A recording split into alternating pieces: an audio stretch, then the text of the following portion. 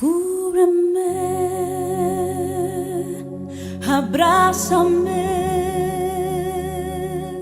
y escóndeme bajo tus alas, oh Señor. Cúbreme, abrázame y escóndeme bajo tus alas, oh Señor. No me dejes ir, deja que sienta de tu gracia y de tu amor.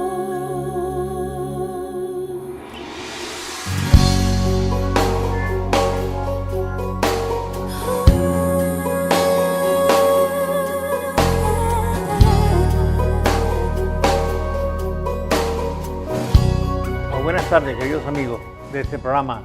Desde Costa Noroeste queremos llegar a tu casa pues con un mensaje de esperanza, como cada semana. Me gustaría esta tarde pues traerle un tema, como ya hemos venido haciendo a otros sábados anteriores.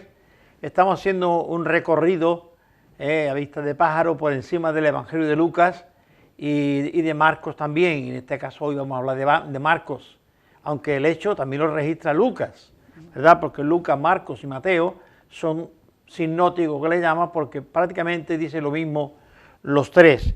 Pero en este caso vamos a quedarnos con Marcos.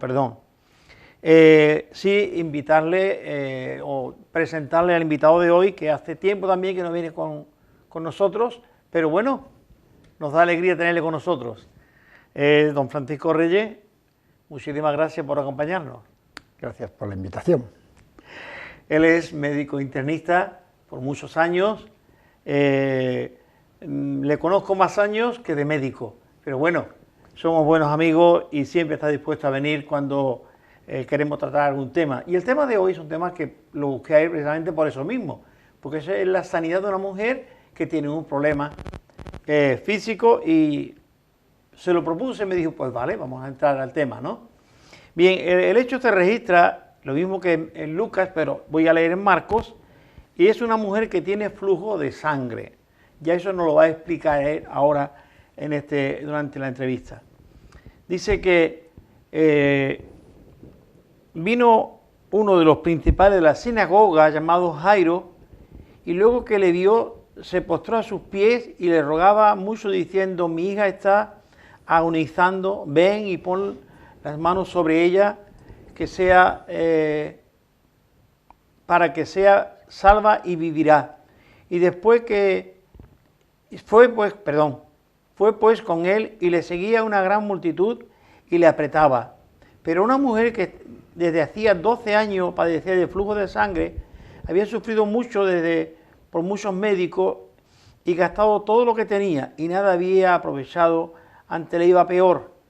Cuando oyó hablar de Jesús, vino postrada ante la multitud y tocó su manto, porque decía, si tocare tan solo su manto, seré salva.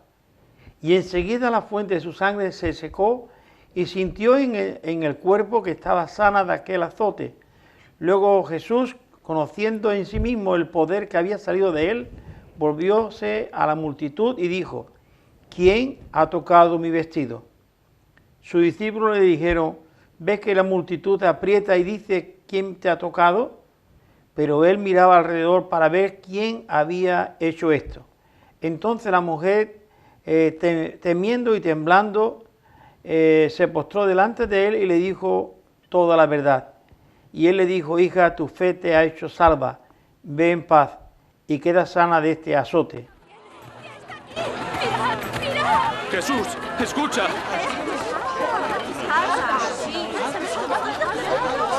Te ruego que salves a mi hija única. Ten piedad. Solo tiene 12 años y se muere. Por favor, ven conmigo. Si puedo tocar su manto, seré sanada. Jairo. Déjalo ya, Jairo. Jesús. Tu hija ya ha muerto. No molestes al maestro.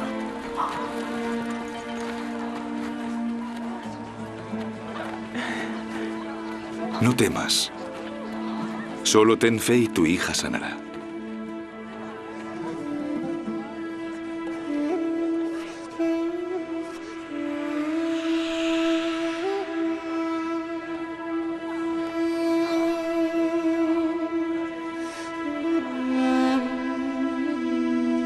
¿Quién me ha tocado?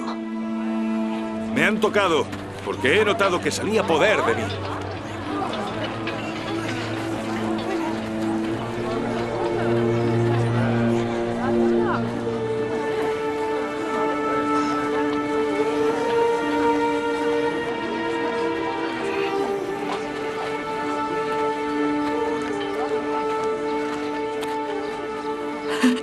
Yo te he tocado.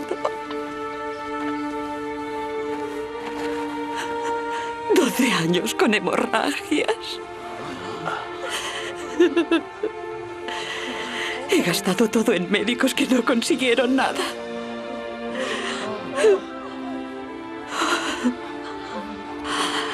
Pero ahora al tocar tu manto, me he curado.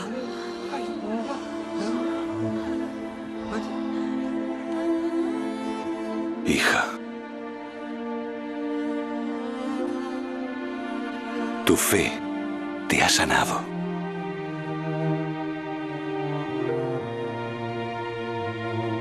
Ve en paz.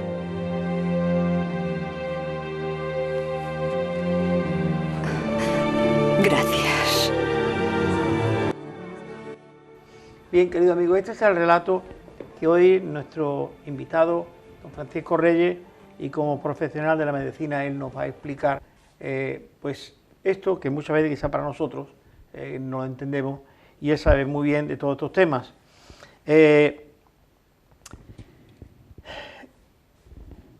Mi pregunta es, primero, Francisco, después de tantos años de médico, conociendo muy bien, vamos a decir, al hombre por dentro y por fuera, aunque no eres cirujano, pero ¿puedes tú seguir creyendo en Dios? No solamente puedo seguir creyendo, sino que creo más que antes. He visto tantos milagros, milagros auténticos, que no puedo por menos que dejar que creer en los milagros, y me extraña que muchos médicos más, los hay que creen también, que muchos médicos más no crean también en los milagros. Lo han visto diariamente o casi diariamente, ver como un enfermo con un cáncer que ya no tiene curación ninguna, que no se le puede dar ningún tratamiento, que no hay nada en la medicina moderna, en los conocimientos modernos para ayudarle, que de pronto desaparece. ¿Eso qué es? Si no es un milagro.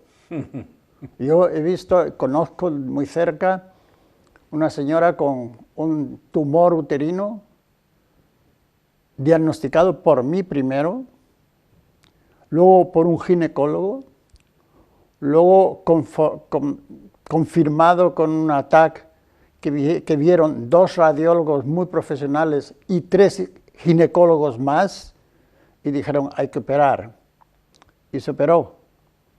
¿Y cuál fue la sorpresa? Allí no había nada, ningún tumor, nada, absolutamente nada. Abrieron y cerraron. ¿Qué es eso? ¿No es un tumor? Y como eso podía contar innumerables casos, y yo no sé cómo los médicos, sabiendo que sabemos lo poco que sabemos, y a pesar de ello muchos enfermos se curan, aún sin nosotros saber por qué, no admiten que eso es un milagro. De mayor o menor entidad, de mayor o menor importancia, pero un milagro. ¿Nos podrías definir lo que es un milagro? Un milagro se puede definir, hay muchas definiciones, pero se podría definir como una acción, un hecho o un acontecimiento que ocurre y que contra todas las normas naturales, contra todos los conocimientos naturales que tenemos, de forma que no va en contra de la naturaleza, sino que supera a la naturaleza, que no es lo mismo. O sea, es algo extraordinario, es algo poderoso, es algo llamativo, pero hay una cosa muy importante para hablar de milagros y no de lo que la gente dice que, bueno, me tocó la quiniela por milagro. Eso no es un milagro. Eso será un acontecimiento extraordinario, pero no un milagro. Y es que siempre tiene que haber una relación espiritual en el tema. Siempre tiene que haber un reconocimiento de una entidad divina detrás de todo eso. Eso sería un milagro. Lo otro podría ser un acontecimiento extraordinario, pero no. Pero esa característica ha de estar en ese hecho, en ese acontecimiento o en esa circunstancia. Que detrás de eso se reconozca la presencia y la acción de Dios, del Espíritu Santo, como quiera llamársela. Habiendo oído la definición, hay muchos, tú sabes, trucos en todas estas cosas. Hay la magia y lo mismo que nos hacen perder las cartas, pues también a veces nos quieren hacer creer que se pierden las cosas, ¿no? ¿Qué diferencia hay entre un milagro, eso que hemos estado hablando, o que has estado hablando, y la magia? Sí, hay varias, se pueden citar unas cuantas diferencias importantes. Una de ellas es que ese hecho no está controlado por el hombre en el milagro. Y en la magia hay un hombre que está haciendo esa magia o ese milagro, entre comillas. Hay una circunstancia en el milagro que supera al mal, mientras que en la magia muchas veces está el mal metido en la magia justamente. Es algo en donde interviene una persona por amor, como es el Señor, como es Dios, no por dinero o por comercio, como es la magia. Nunca habla mentira el milagro, cosa que la magia está a la orden del día. Y sobre todo, hay esa relación espiritual que hablábamos antes en el milagro, cosa que no existe, por supuesto, ni muchísimo menos en ningún proceso de magia. Y sobre todo es la acción, o sea, la intervención de Dios, mientras que la otra es la intervención del hombre. No hay ningún deseo de, ¿cómo diríamos?, por parte de Dios de hacerse dueño, aunque lo es, mientras que el mago sí, quiere ser el jefe, el dueño, el primero, y el que domina toda la situación de la acción. Uno está hecho solo para el bien, y el otro a lo mejor está hecho para el bien, pero la mayoría de las circunstancias está hecho por otro motivo distinto. ¿Podríamos hablar de milagros religiosos? Claro. ¿En diferencia con el milagro divino, en dimensión directa de Dios? El milagro religioso, la mayoría de las veces no son tales milagros divinos. El milagro religioso es algo que tú destaca, que quizás sea algo llamativo, pero que no ha habido un motivo divino para tener, por parte del hombre que lo pide y por parte de Dios que lo realiza. Es decir, la mayoría de las veces al milagro nos lleva una situación angustiosa, terminal, difícil para la persona, y como le ocurre a esta señora, y entonces solicita de Dios con llanto, con temor, con temblor, que le ayude. Y Dios le ayuda, pero no le ayuda para quitarle solamente la enfermedad, o tal, sino para que se acuerde de Él, para que establezca una relación con Él, para que sepa que es Él el que hace el milagro. Esa es la característica entre y porque vemos muchas veces en otras iglesias de que un ídolo o un hecho ha hecho un milagro. No, el milagro no lo hace nadie nada más que Dios. Por eso tampoco la magia puede ser un milagro. Pero no, ¿Dios no puede hacer un milagro a través de esta lámpara? Dios puede usar todos los medios, pero es Él el que está detrás y al cual busca el que pide el milagro. Si no, es otra cosa, otra cosa muy distinta. Pero tiene que intervenir, tiene que haber una entidad divina llámesele Dios, en este caso, ¿no? Para nosotros Dios, o el Espíritu Santo, o Jesús, que son las tres personas en una sola. Vamos a ir al tema, porque esta mujer dice aquí, ¿qué se entiende por flujo de sangre? ¿Y cuáles son sus causas, síntomas y tratamiento? Vamos a cortarlo, porque si no nos podríamos llevar aquí mucho más tiempo del que tenemos. Flujo de sangre se le llama aquí, en términos actuales, se le llama hipermenorrea. Quiere decir, más veces el periodo normal de la mujer de lo correspondiente.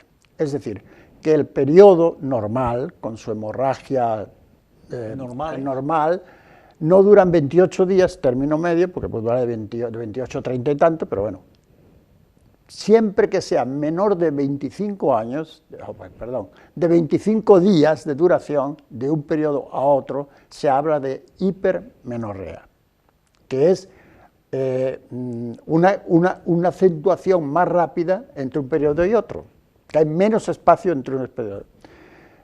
Al contrario, que hay lo que se llama hipermenorrea, que es más cantidad en el mismo periodo. No en el número de periodos, sino en la cantidad en un solo periodo. Vamos a ver, es un periodo muy largo con mucha pérdida de sangre. Esa es la hipermenorrea. Y la poli es que son más veces en el mismo tiempo. ¿Qué ocurre? Que en vez de tener un periodo a los 28 días, que es, por decirlo el número así simbólico, lo tiene cada 24 o cada 22. Y además muchas veces se mezclan las dos. Hipermenorrea, o sea, más cantidad de veces y más cantidad de sangre, con lo cual ya la mujer está para el arrastre. Las causas, o sea, los síntomas que tiene la mujer es de debilidad, porque tiene una anemia acentuada por la pérdida de sangre, es mareos, es un querer estar sentada, es un no tener fuerzas para hacer nada, es decir, es venirse a menos, en una palabra. Decíamos, esos son los síntomas más o menos. Las causas son múltiples.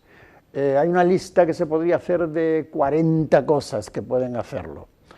La más frecuente es en el primer pase, una vez que se ha tenido el primer periodo, pueden aparecer interrupciones momentáneas del periodo. Eso no tiene ninguna trascendencia. Es la continuidad en cada periodo de que se adelanta y que se produce más cantidad.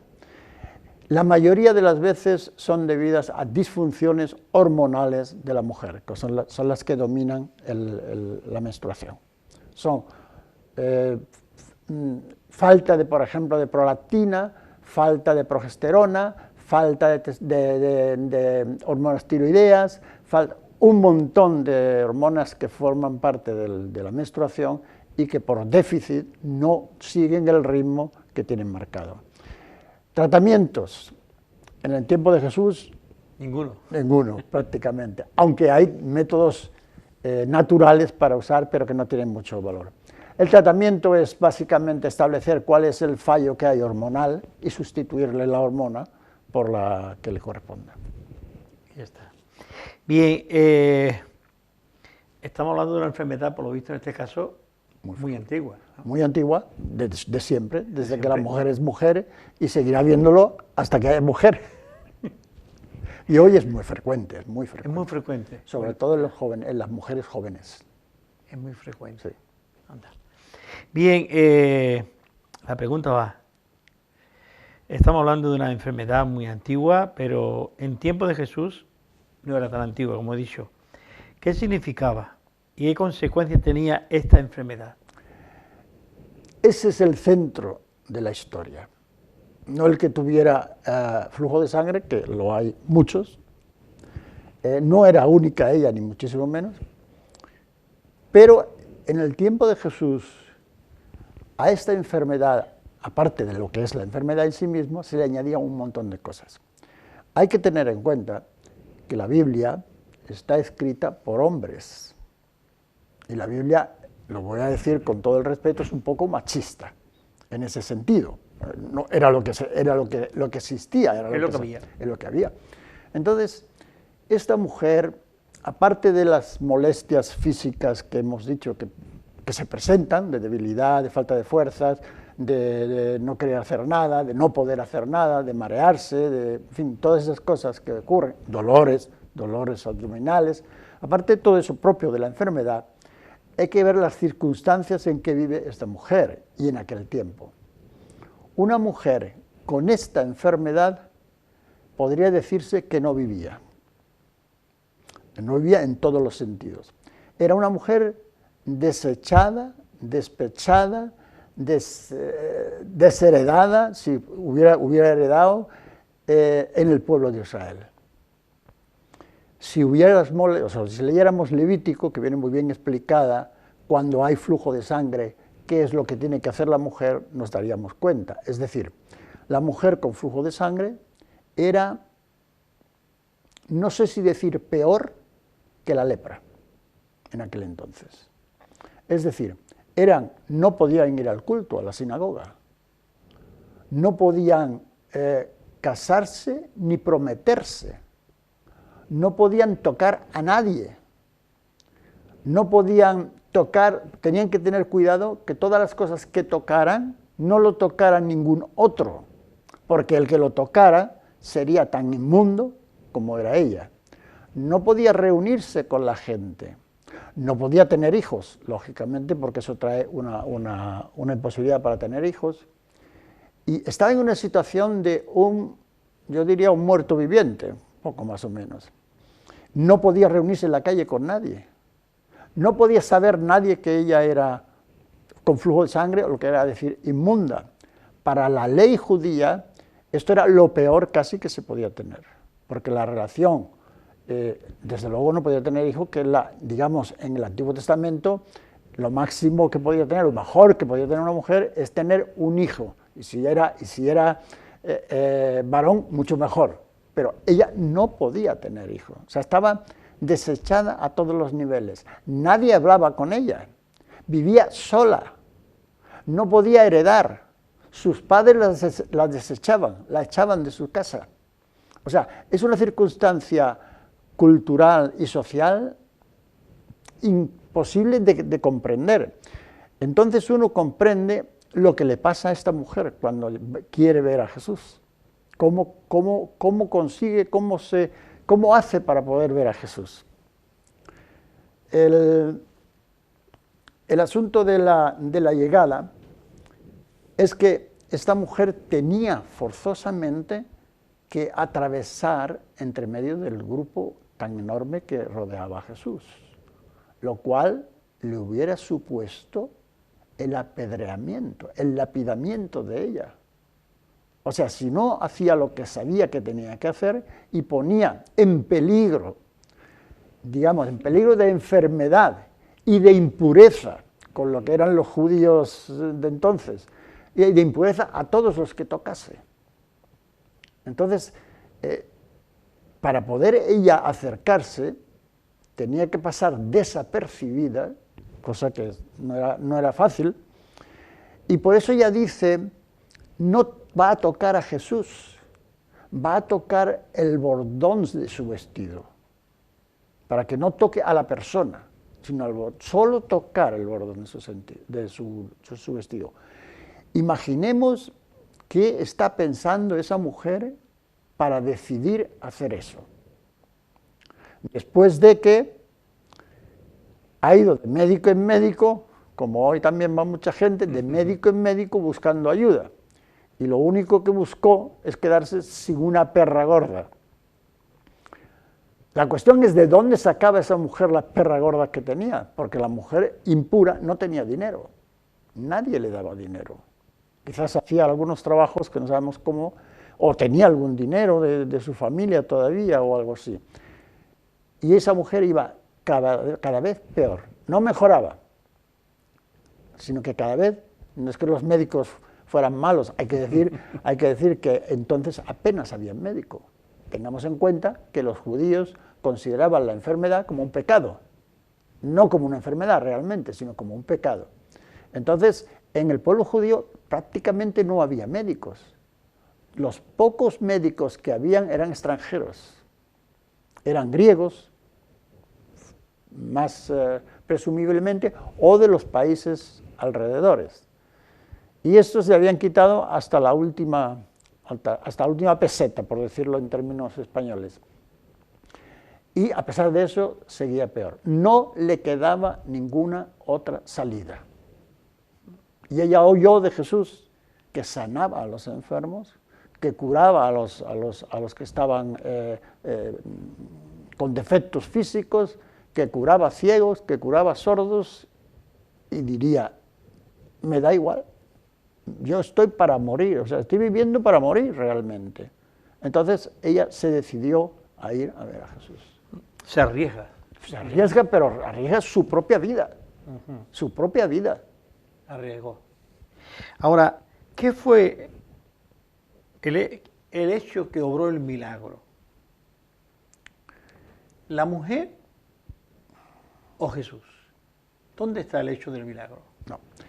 El hecho del milagro no está, yo diría que la desesperación de la mujer, de saber que ya nadie le ayudaba, nadie le podía ayudar, y había oído que hay una persona que era hijo de Dios, hijo de David, el Mesías que esperaban, etcétera, que había curado a gente.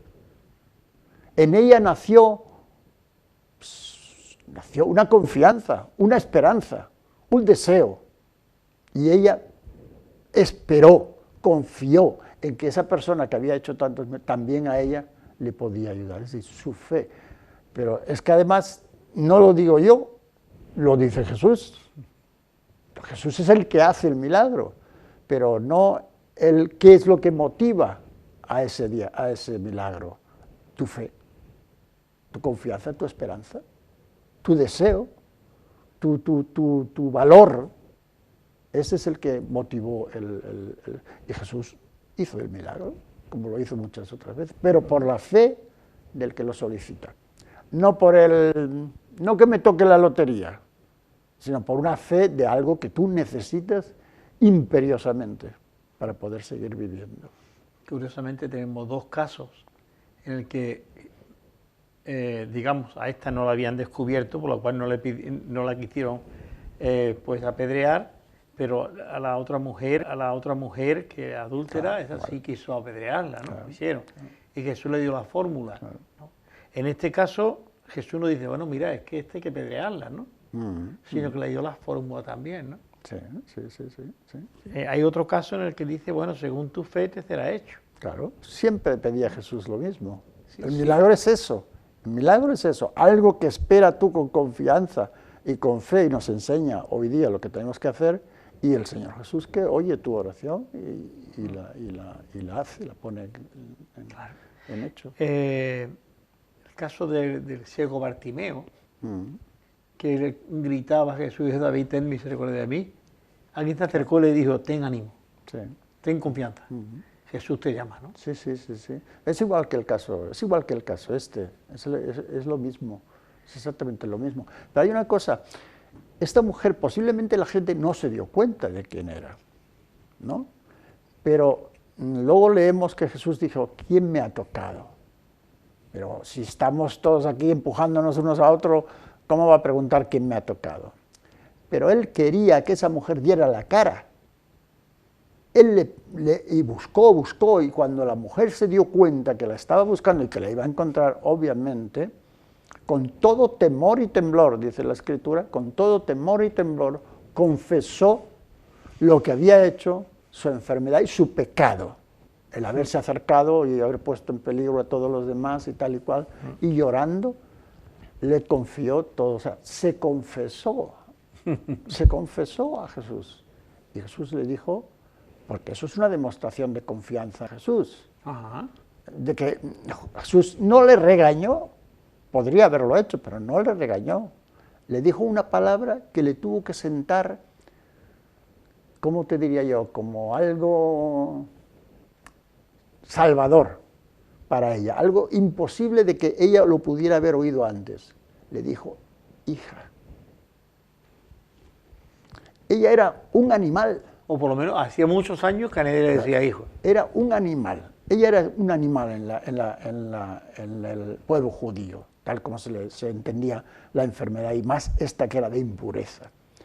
Hija mía, o hija, lo mismo, hija. Eso le tuvo que sonar como palabra celestial. Tu fe te ha salvado. Eso lo tuvo que potenciar la fe que traía ya. Exactamente, exactamente. Él reconoció la fe. Y es cuando Jesús obra, cuando Jesús reconoce la fe. Seguramente eso de decir quién me ha tocado es porque sintió que alguien que le había tocado con fe y quería que confesara todo su problema, como Jesús quiere que hagamos todos, confesar todo su problema, no la parte que a ti te interesa, sino todo tu problema, y que confíes, sin embargo, o pues precisamente por eso, en Él. Y Él entonces dice, tu fe te ha salvado. Te ha salvado. Y que, perdón, el texto dice, y quedó sana. Y quiere decir que Jesús no solamente la sanó, sino que la salvó. Sí, sí. Que no parece lo mismo, pero, aunque a veces la palabra se puede confundir, pero están las dos juntas. Tienen dos distintos significados. La sanó y la salvó. Tu fe te ha salvado. Hemos hablado de algo de eso. Para esta mujer, con toda su historia y todo eso, lo que había arrastrado hasta aquí, ¿no?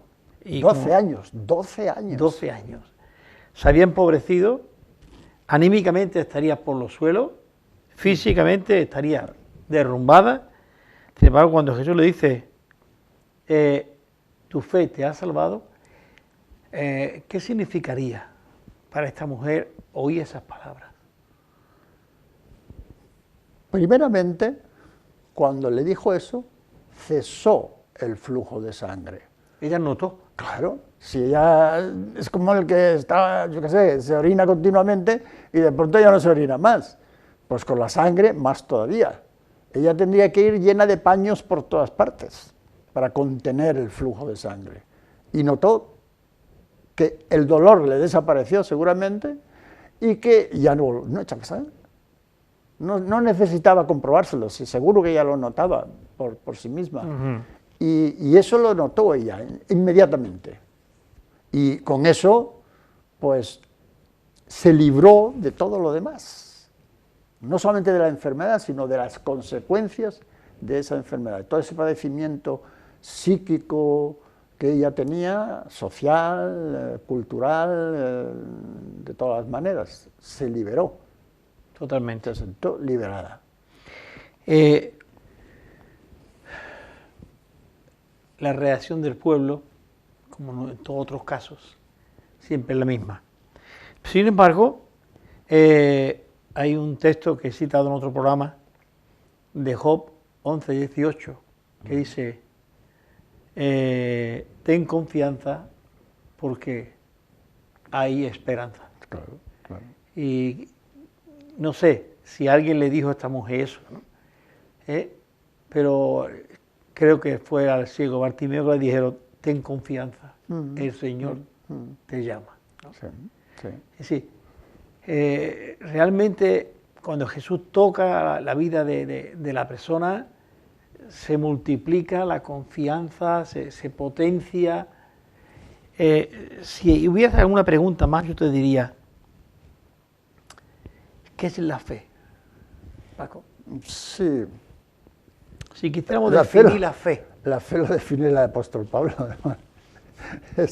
Es creer en aquello que no se ve, o sea, que no se ve, pero realmente es sentirlo. O sea, yo pienso, aparte de las palabras muy bien dichas, yo pienso que la fe es esa relación personal con el Maestro que te lleva a esperarlo todo de Él.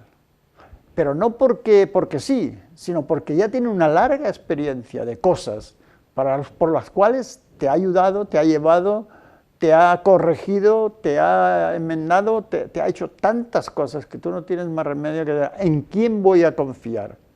Sino en quien ya me ha dado muestras de su amor. Que ese es el objeto de la fe, el reconocer el amor de Dios. Si Dios te ama, no tengas duda ninguna que lo que ocurra contigo va a ser lo mejor para ti, aunque no lo entiendas, aunque esté por encima de tus pensamientos y tus deducciones y conocimientos.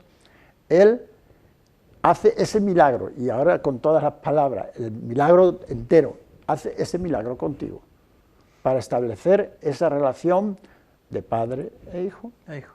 Padre amoroso e hijo no tanto, no tan amoroso, pero que siente que ha fallado en ese amor. La fe es algo que no que tengamos en un momento determinado, sino que es una vida completa. Sí, la fe no son cosas puntuales. No. Es una vida. Es una vivencia. Es una vida de relación con Dios, de esperanza en Dios, de confianza en Dios, de seguridad en Dios. Eso es la fe. El texto de Job que he citado dice que la confianza, ten confianza porque hay esperanza. Sí. La confianza no es fe, pero la confianza te provoca dentro de ti a tener fe. A tener fe. Claro.